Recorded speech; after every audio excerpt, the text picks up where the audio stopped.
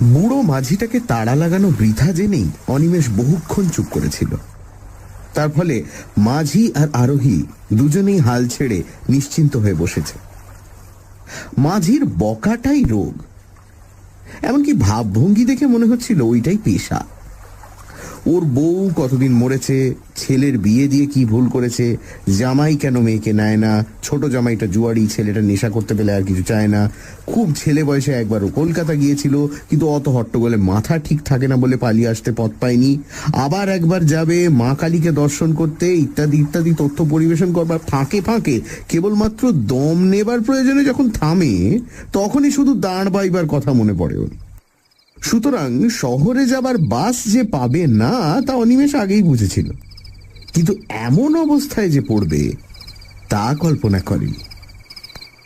বাস তো নেই, আশেপাশে কোথাও মানব বসতির চিহ্ন যেন চোখে পড়ে না। নৌকো এসে যেখানটায় ভেড়ে সেখানে বাঁশের মাচা মতো একটা আছে, জাহাজ ঘাটা হলে অনায়াসে জেটি বলা যেত। সেই মাচাতে নেমে অসহায়ভাবে অনিমেষ একবার চারিদিকে তাকিয়ে দেখল। নিচে ময়ূরাক্ষীর কালো জল নিঃশব্দে বয়ে যাচ্ছে। তার স্রোতের গতি থাকলেও তবু একটু প্রাণ স্পন্দন বোঝা যেত। এত মন্থর তার স্রোত, এত নিস্তরঙ্গ যে যেন মনে হচ্ছে সমস্ত জলটা যেন জমাট বেঁধে স্তব্ধ হয়ে গেছে। ওপারে ভগীরথপুর গ্রাম, বেশ সম্পন্ন গ্রাম তা সে জানে, বহু লোকের বাস, অনেক পাকা বাড়ি, স্কুল, ডাকঘর আছে, কিন্তু এখান থেকে তার কিছুই দেখা যায় না। ঘাট থেকে উঠে যে রাস্তাটা গ্রামের দিকে গিয়েছে তার সাদা বালির আভাস নিবিড় বনের অন্ধকারে মিশে গেছে একটুখানি গিয়েই। দুদিকে বড় বড় গাছ, কি গাছ তা বোঝা যায় না, কিন্তু তারই অসংখ্য শাখা পল্লব সমস্ত গ্রামটাকে যেন চোখের আড়াল করে রেখেছে। একটা আলোর রেখা পর্যন্ত চোখে পড়ে না। ওপারেই যদি এই হয়, এপারের অবস্থা সহজেই অনুমেয়। এপারে যেদিন সে এসেছিল সেদিন দিনের বেলাও কোনো গ্রাম ওর চোখে পড়েনি। বাসটা এসে একেবারে এই ঘাটের ধারে দাঁড়ায়, যাত্রীরা সবাই ভগীরথপুর চলে যায়। সেদিন অন্তত এমন কেউ ছিল না যে ওপারে কোথাও যাবে। আসার সময় দুদিকে আম গাছের ঘন বন কাটিয়ে এসেছিল, বেশ মনে আছে। হয়তো ছিল কোথাও ঘর বাড়ি, কিন্তু তা ওর চোখে পড়েনি। পারাপারের জন্য একটা খেয়া নৌকা আছে, চওড়া ভেলার মতো প্রকাণ্ড বস্তু, কিন্তু শেষ বাস চলে যাবার পর আর ওপার থেকে কেউ আসবার সম্ভাবনা নেই জেনে সেই ইজারাদারও বহুক্ষণ বাড়ি চলে গেছে নৌকোটা ওপারে বেঁধে রেখে। বাবু, ভাড়াটা? তাড়া লাগায় মাঝি। বিহ্বলতা কাটে, কিন্তু যেন আরো ব্যাকুল হয়ে ওঠে অনিমেষ। ভাড়াটা কি রে? এই অন্ধকারে রাত্রিতে আমি এখানে কোথায় থাকবো? তুই তো 1 ঘন্টার রাস্তা 7 ঘন্টা এনে আমাকে এই বিপদে ফেললি। এখন নিদেন ওপারে পৌঁছে দে, দেখি কোথাও একটু আশ্রয় পাই কিনা। এপারে এই জঙ্গলে শেষে কি বাঘের পেটে প্রাণ দেব? চল ওপারে নিয়ে চল। উটি লাল্লা বাগ্গা, উটি লাল্লা বাগ্গা। সে কি, কেন রে, কি হয়েছে? তার উত্তরে মাঝি যা বলল তার অর্থ হচ্ছে এই: ওপারে অন্য নৌকা গেলে খেয়ার ইজারাদার বড্ড বকাবকি করে, পুলিশে ধরিয়ে দেয়। সুতরাং ওপারে যাওয়া ওর পক্ষে সম্ভব নয়। অনিমেষ তাকে অনেক করে বোঝালো। ওপারে তাকে ধরবার জন্য ইজারাদার যদি বসে থাকতো তো অনিমেষ তাকেই ডাকত। শুধু ইজারাদার কেন, জনমানবের চিহ্ন থাকলেও সে মাঝিকে এ অনুরোধ করত না। কোনো মতে নামিয়ে দিয়ে সে চলে যাক, তাতে যদি কেউ তাকে ধরে তো অনিমেষ তার দায়ী, ইত্যাদি সব কথার উত্তরে সেই একই উত্তর, উটি লাল্লা বাগ্গা বাবু, উটি লাল্লা বাগ্গা। অনিমেষ তখন রাগ করে বলল, তবে তুইও থাক, আমি তো নৌকোতেই রাত কাটে। আগা উটিও লাল্লাম। শুধু তাই নয়, দাঁড়ের একটা ধাক্কা দিয়ে নৌকোটা খানিকটা দূরে সরিয়ে নিয়ে গেল। টাকাটি শুনে দেন কেন, বাড়ি চলে যাই। তবে টাকাও পাবি না, যা, রাগ করে বলল অনিমেষ। কিন্তু যখন দেখে বুড়োটা সত্যি সত্যি একটা নিঃশ্বাস ফেলে ঘরমুখো হচ্ছে, তখন সে একখানা 1 টাকার নোট দলা পাকিয়ে ছুঁড়েই দিল। যা বেটা যা, পথে ডুবে মরিস তো ঠিক হয়। মনে মনে বলে অনিমেষ। ব্যাস, এরপর সব পরিষ্কার। ওপারে ঘন বনে নিবিড় অন্ধকার, সামনে অতল শান্ত জলে তারই রহস্য যেন জমাট বেঁধে, আর এপারে তার চারপাশ ঘিরেও দৈত্যের মতো কতগুলি গাছপালা। সুটকেসটা মাচার ওপর পেতে সেখানেই জেকে বসল অনিমেষ। বাঘ ভাল্লুক যদি সত্যি আসে তো জলে ঝাঁপিয়ে পড়তে পারবে, এখানেই খানিকটা তবু নিরাপদ। খড় খড় ঝটপট শব্দ করে কি একটা পাখি উড়ে বসলো মাথার উপর। ভয় পেয়ে চমকে উঠল অনিমেষ।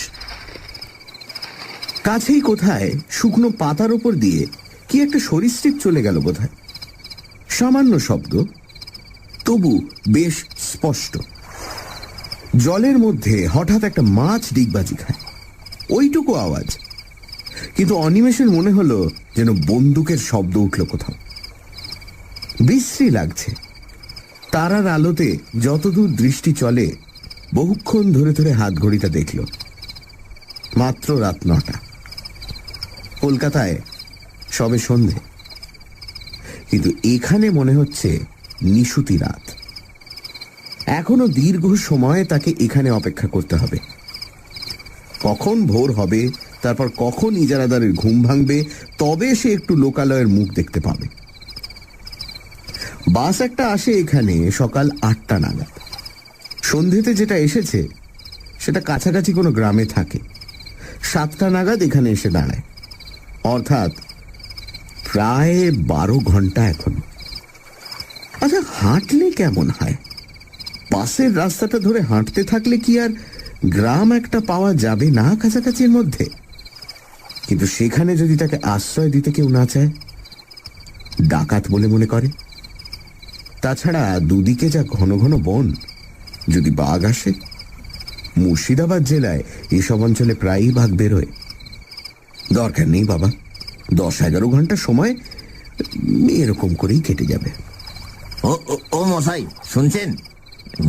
বাস মিস করেছেন বুঝি? কোথাও আশ্রয় পাননি? অস্ফুট একটা শব্দ করে চমকে ওঠে অনিমেষ। বরং আঁতকে ওঠে বলাই ঠিক। কখন নিঃশব্দে কে পেছনে এসে দাঁড়িয়েছে ওই এইটুকুও তো টের পায়নি। সামান্য কুটো নড়ার শব্দের দিকেও তো সে কান পেতেছিল। কয়েক মুহূর্ত যেন ভয়ে আড়ষ্ট হয়ে থেকে ঘাড় ফেরাতেও সাহস হল না। কথাগুলো যে বলেছে সে একেবারে ওর পেছনেই এসে দাঁড়িয়েছে, অত্যন্ত দ্রুত, যেন একটা কথা শেষ হবার আগেই আর একটা কথা শুরু হয়েছে। এইভাবে পরপর 3টি প্রশ্ন করে আগন্তুকটিও চুপ করে দাঁড়িয়ে নিঃশ্বাস ফেলছে। অবশেষে প্রায় মরিয়া হয়েই অনিমেষ ফিরে তাকায়। রোগা কালো গোছের একটি মানুষ, খুব বেটে নয়, তাই বলে ঢ্যাঙাও বলা চলবে না। উস্কো খুস্কো একমাথা চুল ও ঘন দাড়ি গোপ। ঘন দাড়ি কিন্তু আবক্ষ বিস্তৃত নয়, মধ্যে মধ্যে কামানো বা ছাঁটা হয় এমন দাড়ি, খোঁচা খোঁচা। একখানা খাটো আধময়লা কাপড় পরনে, কোঁচার খুঁট গায়ে জড়ানো। মোটা ভুরুর আড়ালে কোটরগত চক্ষুর তীক্ষ্ণ দৃষ্টি নিঃশব্দে শুধুমাত্র চাউনির দ্বারাই যেন অনিমেষের সমস্ত ইতিহাস আয়ত্ত করবার চেষ্টা করছে। বলছিলাম যে আপনি বোধহয় কোথাও আশ্রয় পাচ্ছেন না, না? তাহলে বরং চলুন না হয় আমার কুটিরেই কোনো মতে রাতটা কাটিয়ে দেবেন। হায় রে, কপাল কুণ্ডলারা শুধু উপন্যাসেই দেখা যায়। যাকে নবকুমারের অদৃষ্টতা নয় তা তো বোঝাই যাচ্ছে। তাই বলে কি ওর চেয়ে ভদ্র চেহারার কেউ জুটতে নেই?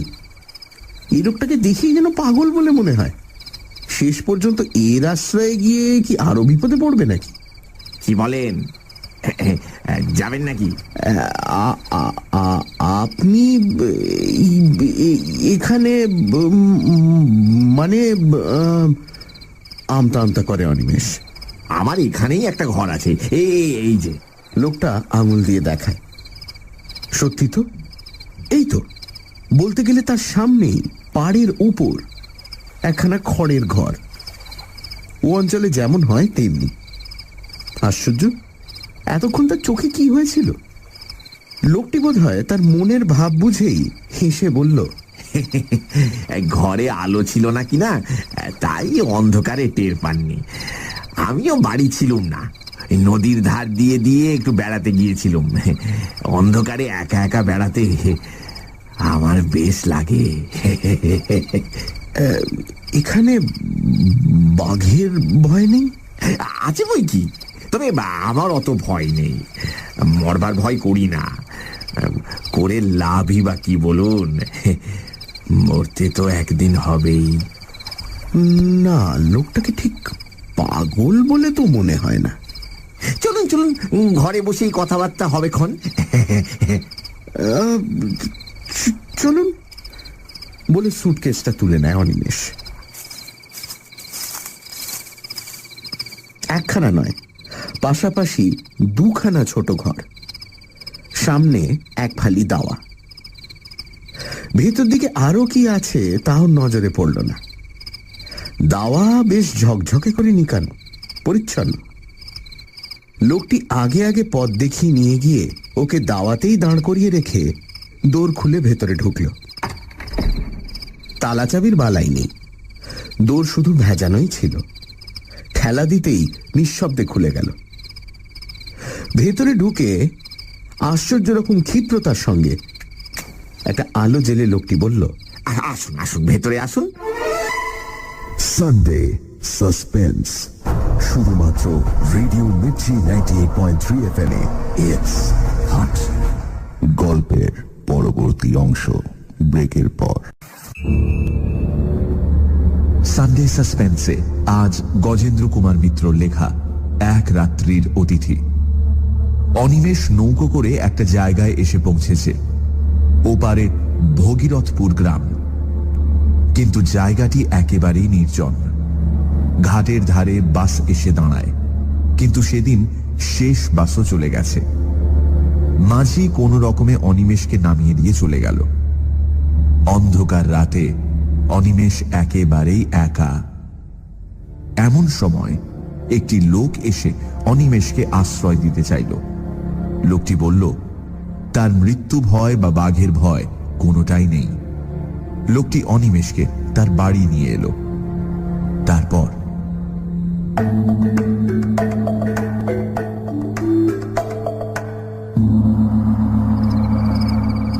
ঘরে আসবাবপত্র বেশি ছিল না। একটা তক্তপোষের ওপর একটা মাদুর বিছানো, শয্যা বলতে এই।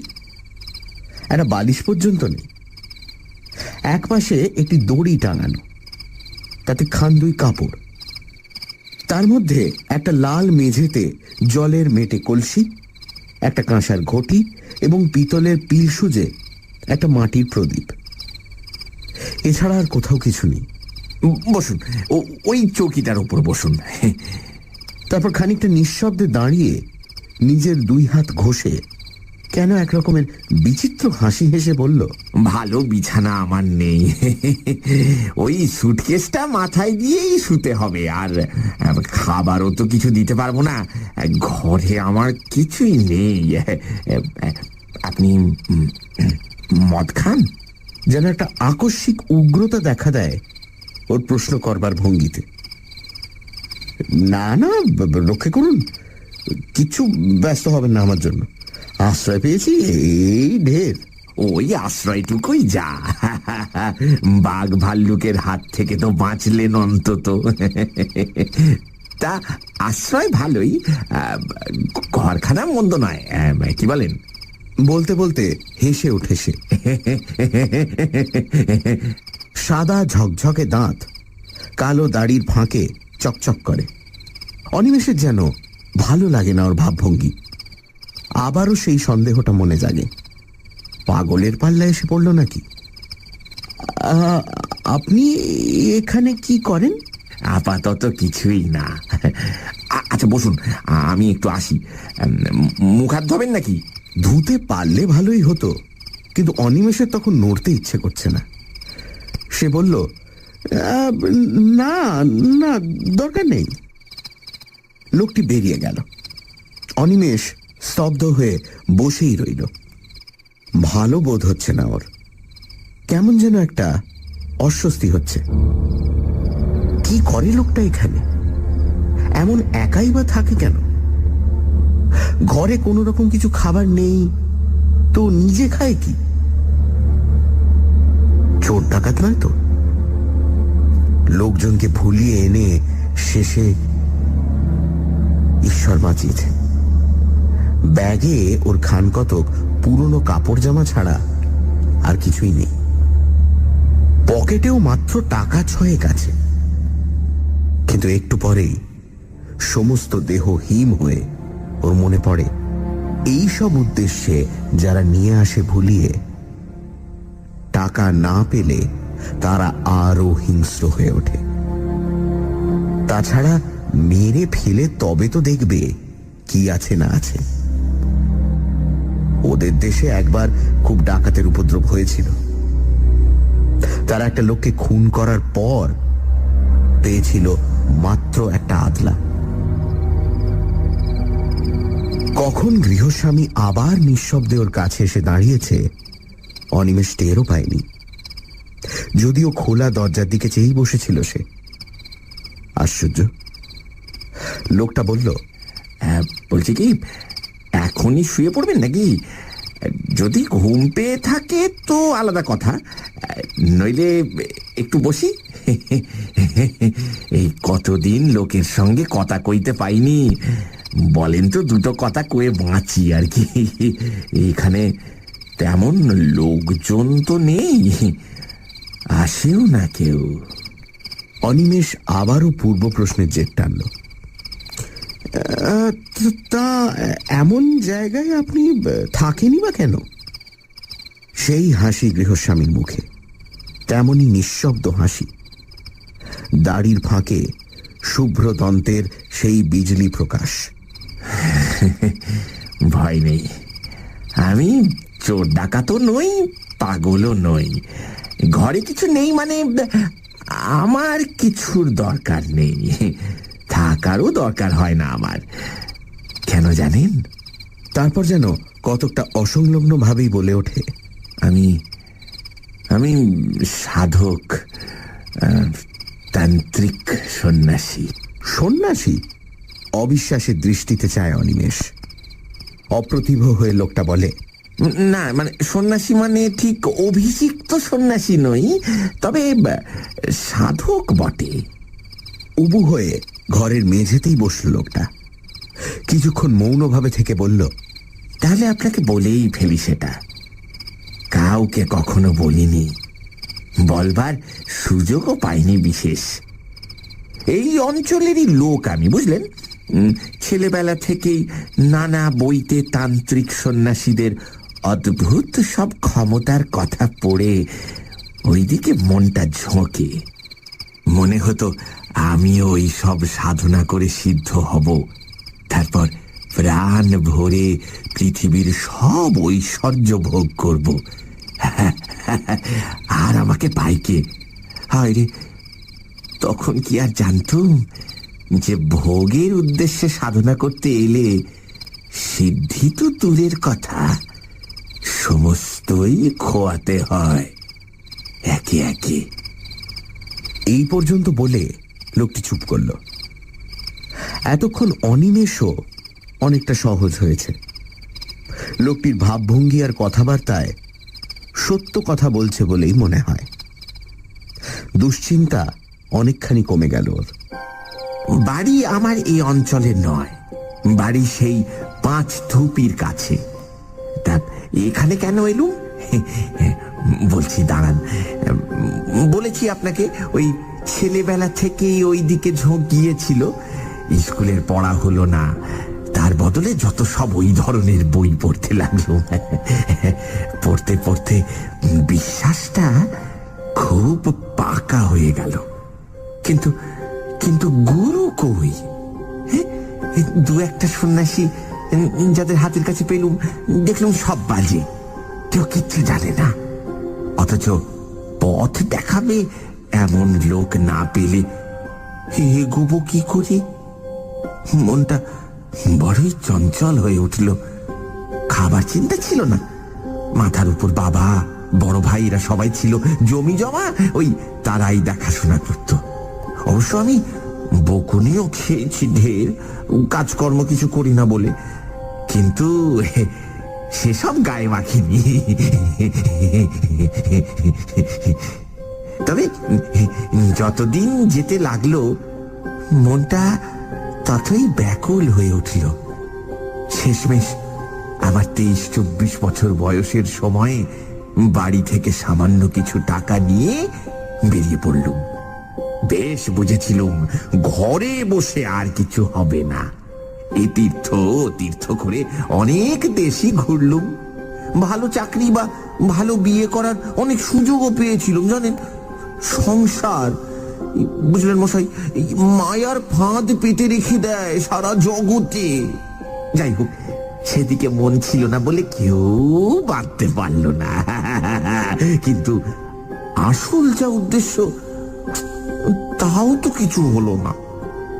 এমনি ভাবে যখন ক্রমশ হতাশ হয়ে উঠেছি, তখন একদিন বাড়ি ফেরার পথে, বলতে গেলে ওই বাড়ির কাছে এসে হঠাৎ একজনকে পেয়ে গেলুম। বক্রেশ্বরের শ্মশানে এক সাধু থাকেন শুনলুম, উলঙ্গ থাকেন শ্মশানে শুয়ে, কেউ খেতে দিলে খান, নইলে এমনি থাকেন। কাঁচা মাংস, পাতা লতা, এমনকি বিষ্ঠা খেতেও তার আপত্তি নেই বোধ হয়, এমনই নিষ্পৃহ তিনি। খোঁজ করে করে গেলুম, প্রথম তো দেখাই পাওয়া যায় না, শেষে 3 দিন ধন্না দিয়ে পড়ে থাকতে দর্শন পেলুম। বিপুল দেহ, তীক্ষ্ণ দৃষ্টি, পাগলের মতো ভাবভঙ্গি। কিন্তু পাগল নন, না না না না না। একদিন আমার চোখের সামনে দুদিক থেকে দুদল ভক্ত তাকে দর্শন করতে আসছে দেখে আমার চোখের সামনে শিয়ালের দেহ ধরে বনের মধ্যে গিয়ে সেদুলেন। কেউ আর খুঁজেই পেল না। বুঝলুম যে এতদিন ধরে যাকে খুঁজছিলুম, এতদিন পরে তাকে পেয়েছি। অনিমেষের মনেও ততক্ষণে গল্প জমে উঠেছে। লোকটি থামতেই সে বলল, তারপর? লোক তো পেলুম, তাকে ধরি কি করে? কিছুতেই ধরা দেয় না। কিছু বলতে গেলে শ্মশানের পোড়া কাঠ তুলে তেড়ে আসে। একদিন একদিন খুব কান্নাকাটি করতে সব শুনলে মন দিয়ে, কিন্তু তারপর যা বকুনিটি দিলে, বলে ভালো চাস তো এসব মতলব ছাড়, সাধনা করবি তুই ওই 1.5 কাঁপা নিয়ে, তোর কাজ নয়, বুঝলে, মরবি একেবারে। তাছাড়া ভোগ করবার জন্যে সব কাজ যে করতে আসে তার একুল ওকুল দুকুল যায়। ঘরের ছেলে ঘরে ফিরে যা, যা বিয়ে থা কর, নিজে নিজেই ভগবানকে ডাক, নয়তো কুলগুরুর কাছে দীক্ষা নিস। অনেক কাকুতি মিনতি করলাম, বাবার আর দয়া হলো না। আমি কিন্তু মশাই হাল ছাড়লুম না। আমার তখন জেদ চেপে গেছে কিনা ওইখানেই পড়ে রইলুম, বলতে গেলে না খেয়ে দে, আর গোপনে ওর দিকে নজর রাখলাম, যদি আসল প্রক্রিয়ার কিছু হদিশ পাই। বুঝলেন না, এতদিন কি আর বৃথাই এ লাইনে ঘুরেছি? আসল মানুষ না পাই ওদের ভেতরের কথা কিছু কিছু জেনেছি বই কি। তারপর হলো কি মশাই, আরো 2-1 সাধক আর ভৈরবী ওখানে এলো বাবার সঙ্গে দেখা করতে, গোপনে এলো। কিন্তু আমি তো ওইখানেই পড়ে থাকি, আমাকে এড়াবে কি করে? পর পর কদিন ওদের চক্র বসলো, আমি তাও দেখলুম। মনে হলো যে আর কি, সব তো শিখে গেছি। ওখান থেকে রওনা হয়ে আর বাড়ি ফিরলুম না। নির্জন স্থান, অথচ শ্মশান, লোকালয় কাছে, এইরকম খুঁজতে খুঁজতে এসে পড়লুম। পথে নলহাটিতে একজন তান্ত্রিকের কাছে দীক্ষাও নিয়ে নিলুম। ও মশাই, এলুম তো এখানে, কিন্তু সাধনা আর হয় না। প্রথম দিন থেকে বিঘ্ন, উপকরণ জোটে তো দিন পাই না, দিন পাই তো উপকরণ নেই। শেষে শেষে অনেক কৌশল করে অনেক নিচে নেমে যদি বা সব জোগাড় করলুম, এই মঙ্গলবার অমাবস্যার রাত পেয়ে যেমন আসন করে বসেছি, কি বিঘ্ন, কি বিঘ্ন! উফ, ধ্যানে মন দেব কি, কিছুতে মন স্থির করতে পারি না। এখন এটা বাসের রাস্তা হয়ে শ্মশান এখান থেকে সরে গেছে, আগে এখানটাতেই শ্মশান ছিল। এই যে এই যে এখন যেখানে ঘর দেখছেন, এই যেখানে আমরা বসে আছি, এইখানেই সেদিন আসন করে বসেছিলুম। নিজের অজ্ঞাতেই অনিমেষ যেন একটু সরে বসে, তারপর বলে, আচ্ছা, বিঘ্ন কি রকমের? ভয় পেলেন? শুনেছি তো এরকম সাধনায় বসলে প্রথম প্রথম নানা রকমের ভয় দেখায়, কিন্তু সেটা শুধুই পরীক্ষা করার জন্য। আপনিও তো সেরকম শুনেছিলেন নিশ্চয়, তবে ভয় পেলেন কেন? হাসলো লোকটা আবারও। কাউকে ছেলে মানুষই করতে দেখলে বিজ্ঞ মানুষেরা যেমন হাসে, কতকটা তেমনই হাসি। বলল, জানে তো সবাই, কিন্তু শোনা এক জিনিস আর অভিজ্ঞতাটা আর এক। তেমন অভিজ্ঞতা হলে বুঝতেন। শুনবেন? হ্যাঁ, শুনবেন কেমন? মরার বুকের উপর বসেছি আসন করে, মরার খুলিতে করে মদ খাচ্ছি, মনে ভয় ডর কিচ্ছু নেই, এই বিশ্বাস হয়ে গিয়েছিল। কিন্তু সেই লোকেরই বুকের মধ্যে হেম হয়ে গেল সে সব শুনে। না না, তেমন ভয়ানক কিছু নয়। প্রথম শুরু হলো ফিস ফিস কথার শব্দ, খিলখিল হাসি, চাপা হাসি, ক্রমে সেইটাই বাড়তে লাগলো। মনে হলো 10 জন, 20 জন, 100 জন, হাজার হাজার হাজার। আপনার চারপাশে যদি লক্ষ লক্ষ লোকের ফিস ফিস কথারই শব্দ হতে থাকে তো কেমন হয়? আর তার সঙ্গে চাপা এক ধরনের খিলখিল হাসি।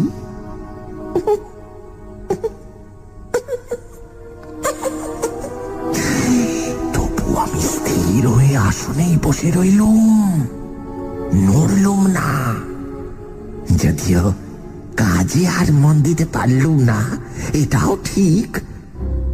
তারপর মশাই স্পষ্ট দেখতে লাগলুম, শ্মশানের মাটি ফুঁড়ে ফুঁড়ে যেন মরাগুলো উঠছে। কত কাল থেকে মরেছে সব, কত হাজার হাজার বছর ধরে। এক একজনের বিভৎস চেহারা, রোগে যন্ত্রণায় বিকৃত মুখ। কেউ বা খুন হয়েছিল, কেউ বা ঠ্যাঙাড়ের হাতে প্রাণ দিয়েছে, কেউ বা গলায় দড়ির মরা। ঠিক সেই অবস্থায় উঠেছে, তেমনি কন্ধ কাটা কিংবা হাড় ঘোড় ভাঙা অবস্থায়। সকলেরই মুখে রাগ, চোখের দৃষ্টিতে আগুন। তারা সবাই আমার দিকে আঙুল তুলে শাসাতে লাগলো, পাপিষ্ঠ, তুই এখানে কেন? শ্মশান অপবিত্র করতে এসেছিস? চলে যা, দূর হয়ে যা। জানিস না এখানে আমরা পাহারা দিচ্ছি? মনে পাপ নিয়ে তুই এসেছিস শ্মশান জাগাতে? চলে যা, চলে যা। তার মধ্যে একজনের আবার শুধু কঙ্কাল, বোধহয় তাকে পুঁতে রেখেছিল কোথাও মেরে, তারপর তাকে তুলে পোড়াতে হয়েছে। সেটাই সবচেয়ে কাছাকাছি এলো। মুখে সেই এক শব্দ, দূর হ, দূর হ। ভয় পেলুম খুব, তবু এও জানি একবার ভয় পেলেই গেল। চিরকালের মতো প্রাণপণে চেঁচিয়ে উঠলুম, যাবো না, যাবো না, উঠবো না আমি। ব্যাস, আর যায় কথা। সেই কঙ্কালটা আরো এগিয়ে এসে তার সেই অস্থিময় আঙুল কটা দিয়ে আমার গলাটা চেপে ধরল।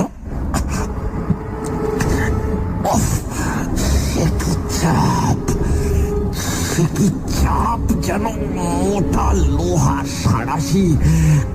কত চেষ্টা করলো মুক্ত হবার, কিন্তু সে বজ্র কঠিন মুষ্টি খোলে কার সাধ্য। দম বন্ধ হয়ে গেল, বুকে সে এক অসহ্য যন্ত্রণা। মনে হলো যেন দেহের প্রতিটি শিরা পেটে যাচ্ছে। কলি বিকলি করতে লাগলো এক ফোঁটা হাওয়ার জন্য। সে হাওয়া চারিদিকেই রয়েছে, তবু এক বিন্দু বুকের মধ্যে দিতে পারলাম না, বরং আরো চেপে বসতে লাগলো সেই সাঁড়াশির মতো আঙুলগুলো। তারপর রুদ্ধ নিঃশ্বাসে প্রশ্ন করল অনিমেষ। তারপর আবার সেই হাসি।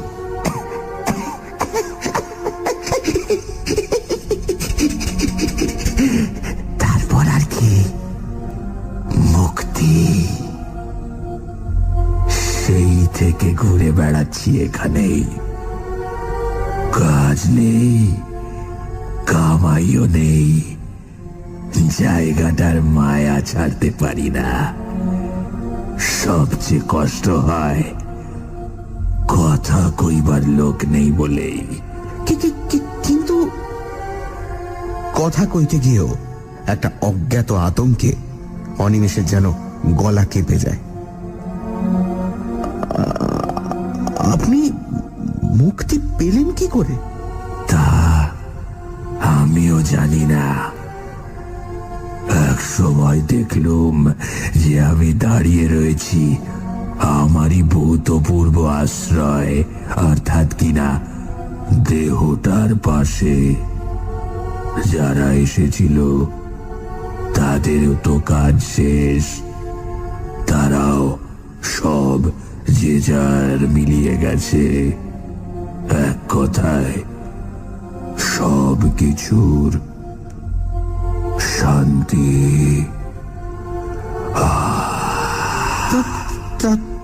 তার মানে কি? আপনি কি বলতে চান যে আপনি তখন মারা গেছেন? আপনি কি মরা? সানডে সাসপেন্স, শুধুমাত্র রেডিও মির্চি 98.3 FM এ। It's hot.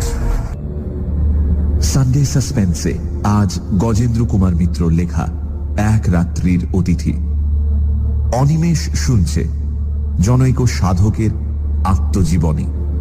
সে নিজের মুখেই বলছে যে সে চোর, ডাকাত বা পাগল কোনোটাই নয়। তান্ত্রিক সন্ন্যাসী হবার বাসনা নিয়ে লোকটি বাড়ি ছেড়েছিল।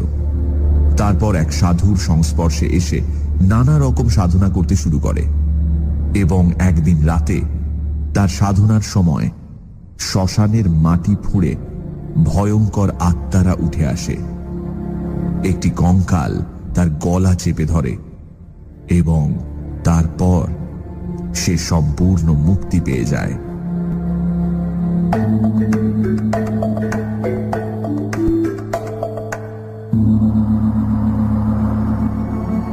প্রশ্নের শেষ অংশটা আকস্মিক আর্তনাদের মতো চিৎকারে পরিসমাপ্ত হয়।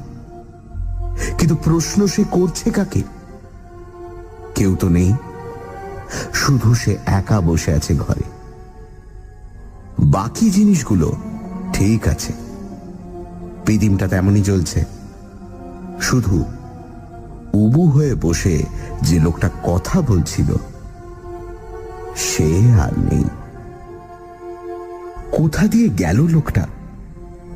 কখন উঠে গেল তার চোখের সামনে দিয়ে? বারবার এই ব্যাকুল প্রশ্ন ওর মনে উঠতে লাগলো, কিন্তু উত্তর দেবে কে? খানিক পরে আসল প্রশ্নটা আবার প্রবল হয়ে উঠল। তাহলে কি লোকটা যা বলে গেল তাই সত্যি? ও লোকটা মানুষ নয়, অশরীরী, বিদেহী আত্মা। আবার কিছু লাগে না ওর বলেছিল বটে। মরবার ভয় নেই। গায়ে কাঁটা দিয়ে ওঠে অনিমেষের। কিন্তু সে শিক্ষিত ছেলে, বিজ্ঞান পড়া ছেলে। এসব মিথ্যা কল্পনা, আত্মসম্মোহন বলেই জানে। সে বিশ্বাস করবে না এই কথা যে বিংশ শতাব্দীর মধ্যভাগে বসে সে ভূত দেখেছে। আচ্ছা, পেছনে ছায়া পড়েছিল কি ওর? মনে করবার চেষ্টা করে অনিমেষ। সত্যি কি না লোকটা তার সঙ্গে তামাশা করেছে? আগে যা ভেবেছিল তাই? ডাকাত বা ঠ্যাঙাড়ে জাতীয়, ভয় দেখিয়ে গেল, এরপর কাজ হাসিল করা সোজা হবে ভেবে? মনকে প্রবোধ দেয় সে, এইটে হওয়াই সম্ভব। ভূত হলে আলোয় থাকবে কি করে? বদমাইশ আরো বেশি ভয় দেখাবার জন্য ম্যাজিকওয়ালাদের মতো চোখে নিমেষে সরে গেছে। দৌড়টা বন্ধ করে দেবে নাকি? দেওয়াই উচিত। পালাবে? কোথায় যাবে এই অন্ধকারে? আরো তো ওদের কবলে গিয়েই পড়তে হবে। সে দেখতে পাবে না ওদের, ওরা দেখবে। তার চেয়ে দৌড় বন্ধ করে বসে থাকা মন্দ নয়। যা হবার হবে। আলো তো থাকবে এখানে, লোকগুলোকে চোখে দেখা যাবে। অনিমেষ অতি কষ্টে উঠে দাঁড়ালো। হাতে পায়ে যেন জোর নেই। কোনো মতে উঠে গিয়ে সন্তর্পণে দৌড়টা বন্ধ করে দিল। ভাগ্যিস ভেতরে খিল আছে, বেশ মজবুত খিল। দেখে শুনে ভালো করে বন্ধ করল। যাক, নিশ্চিন্ত। কিন্তু এ কি? হঠাৎ আলো নিভে গেল যে। মুহূর্তের মধ্যে কোন রকম নোটিশ না দিয়েই ঘরটা তার চারপাশ নিশ্ছিদ্র অন্ধকারে ভরে গেল। তেল ছিল না, কিন্তু তাহলে তো একটু একটু করে ম্লান হয়ে আসবে।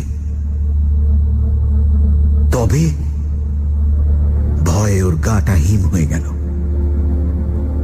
তবে কি ঘরের মধ্যে কেউ ছিল?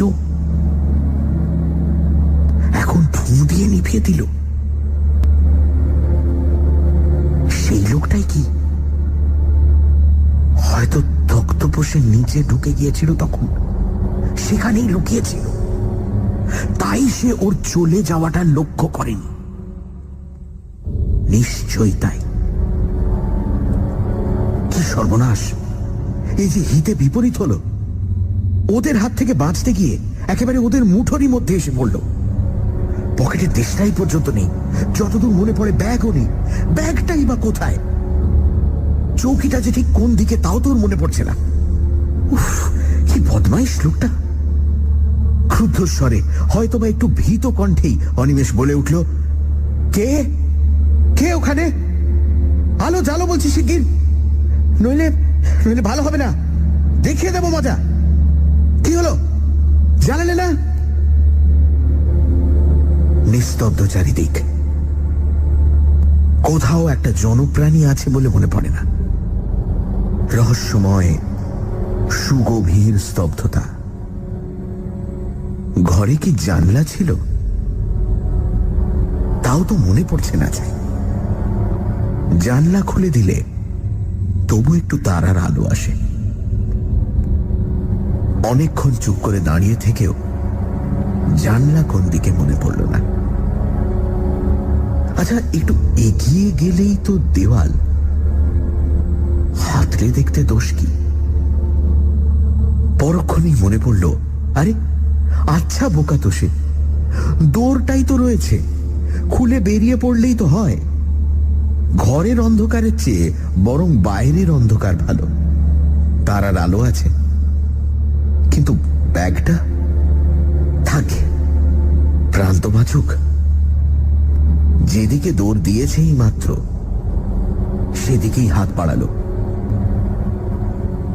কই সে দরজা? অথচ ও তো সবে দরজা বন্ধ করে এপাশ ফিরেছে আর আলো নিভেছে। তবে কি ও দিক ভুল করেছে? এদিকে দরজা ছিল না। আন্দাজে আন্দাজে এগিয়ে যায় সে। এইটুকু তো ঘর, দেওয়াল পেলে দেওয়াল হাতড়ে হাতড়ে ঘুরলেই দরজা পাবে। তবু ভয় হচ্ছে ও লোকটা না এই সুযোগে পেছন থেকে মেরে বসে। কিন্তু উপায়ই বা কি? এদের কবলে যখন এসে পড়েছেই,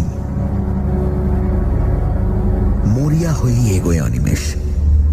এক পা করে যতটা সম্ভব নিঃশব্দে এগোয়। 1 2 3 4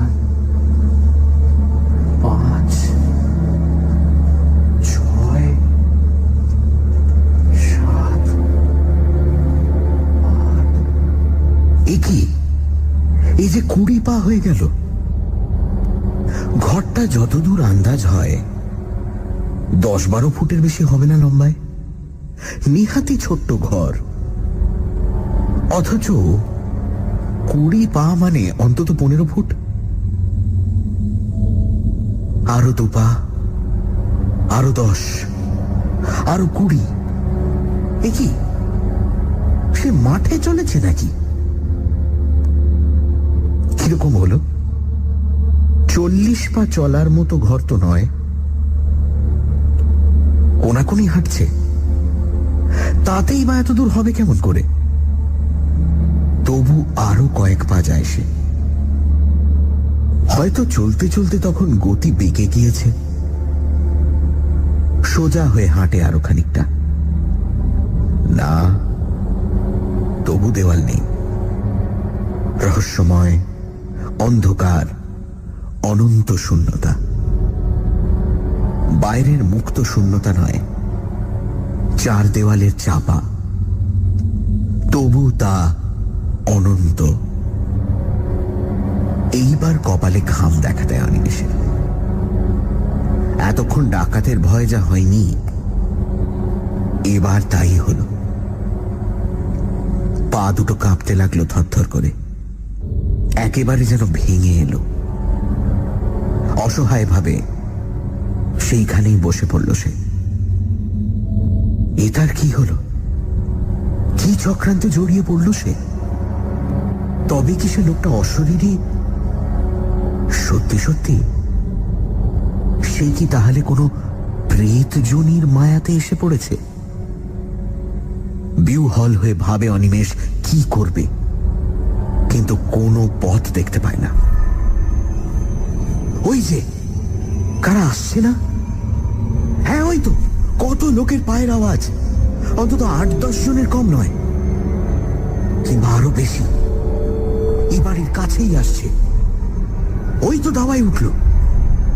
ও মশাই, শুনছেন? ও মশাই!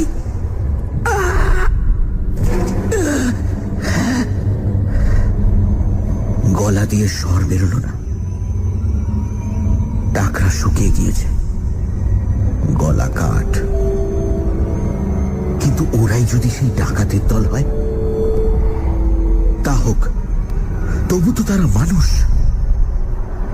ভরসা হলো একটু অনিমেষে।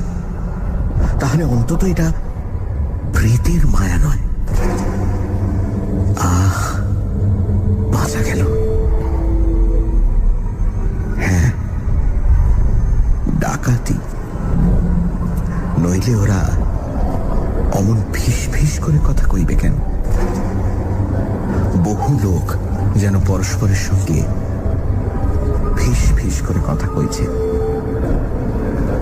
আরো লোক বাড়ছে, আরো বহু পায়ের শব্দ, অসংখ্য অগণিত ফিস ফিস করে কথা বলার আওয়াজ। এ কি? ওরা কি ঘরে ঢুকছে নাকি? কেমন করে ঢুকলো? ওর যে চারিদিকে শব্দগুলো এগিয়ে আসছে, ওর চারপাশে, খুব কাছে, খিলখিল করে চাপা হাসির শব্দ। অনেকে হাসছে, তবু শব্দটা খুব জোর নয়।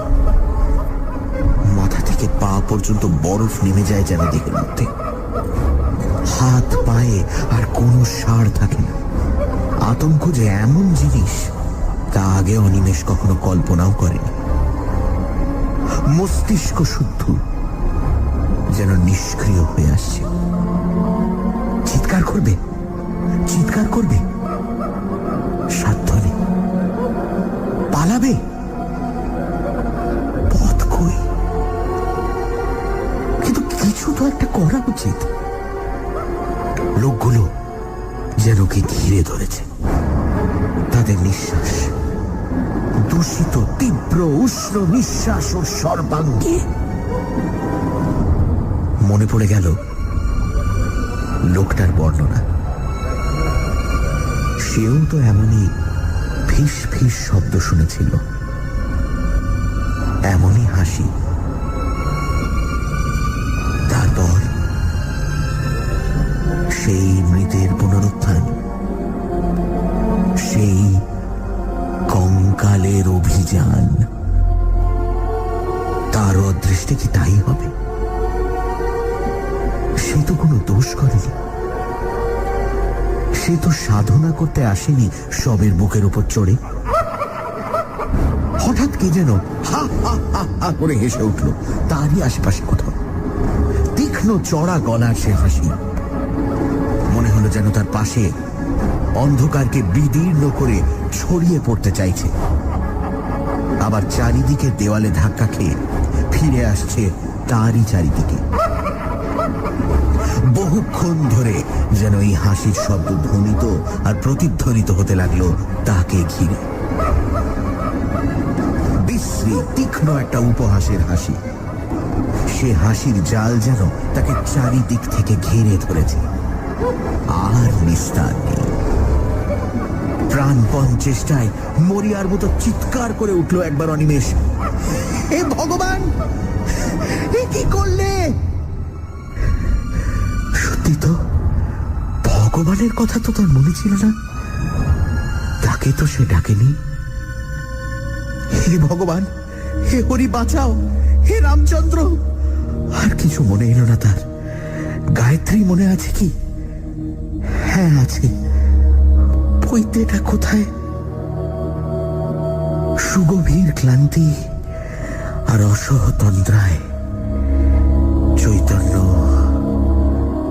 শিথিল হয়ে আসে তার।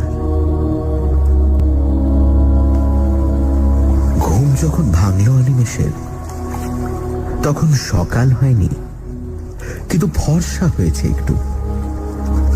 খানিকটা সময় লাগলো তার সবটা মনে করতে। তারপর ধর্মড়িয়ে উঠে বসে ভালো করে চেয়ে দেখলো যে সে বাস দাঁড়াবাড়ি ফাঁকা জায়গাটার মধ্যে ঘুমিয়ে পড়েছে কখন। সুটকেসটা খানিকটা দূরে একটা গাছতলায় পড়ে আছে। আরে সেই ঘর, সেই ঘরটা কোথায় গেল? যত দূর দৃষ্টি যায় কোথাও কোনো ঘরের চিহ্ন মাত্র তো নেই। সে কি বাস থেকে নেমে সেখানেই ঘুমিয়ে পড়েছিল? তাই হবে হয়তো, হয়তো সবটাই ওর স্বপ্ন।